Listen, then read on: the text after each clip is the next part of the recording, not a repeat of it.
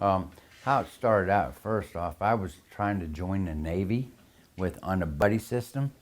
Well, when we went to Cleveland to get our physical and take our tests and stuff, well, they took my buddy and they rejected me.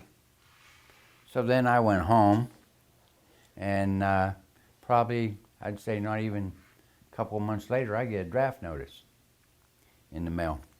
So then I have to go down to Pittsburgh. I go to Pittsburgh and they're going to take me. So then I decided, man, I don't want to be a grunt and have to beat the bushes and stuff and stay out in the field. So I wanted to be an aircraft electrician. And so then they sent me to basic training at Fort Dix, New Jersey. And it was cold. It was in the wintertime. And then I got out of basic. Then I went to Fort Eustis, Virginia for my AIT, which was aircraft electrician. The code at that time was 68F20. And then they sent me from there. I went home for my 30 days, and then they sent me to Vietnam. And I went to this place, it was in Benoit Air Force Base, if I'm not mistaken, or Cameron Bay, one of the two. And it was a shock of my life when I got there. They landed me and it looked like everything was red. And when I went there, they put us in this big old tent, and they started all this. They had all these people in there, doing the paperwork. You're going to go here. You're going to go here. And then I went to my first outhouse. That was about a 12-seater outhouse where you go to the bathroom. I go in this bathroom, and I'm going to the bathroom, and this lady comes up and sits in another stall.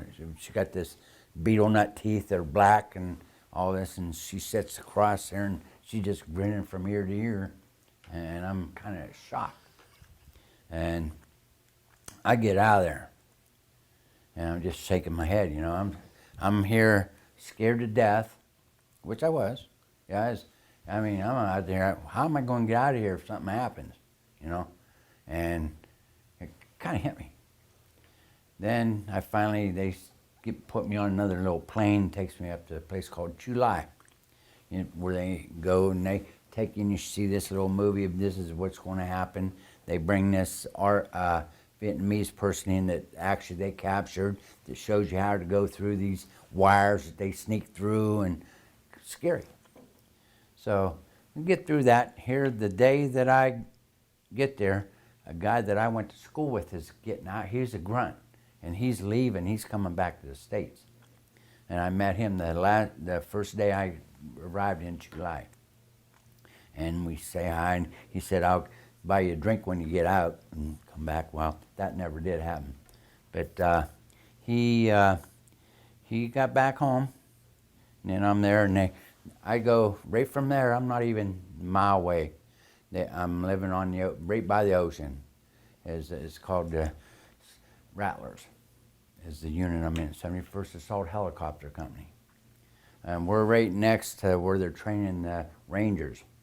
They have a Rangers station right there where they're carrying sandbags, and just all day long. And shaved their head bald, And I'm watching what's going on. So I get to my unit, and they have probably 7 of us there that are electricians. They have too many of us. Well, we work it, and I'm just got AIT, and the guy. What happened is when I got there, all the old timers were getting ready to leave, and they needed some mechanics. So they take me and they teach me more of the mechanical stuff. So I learned that, and then they bring new people that already went through their AITs and come in, and I'm training them also. And then I wanted to be a crew chief.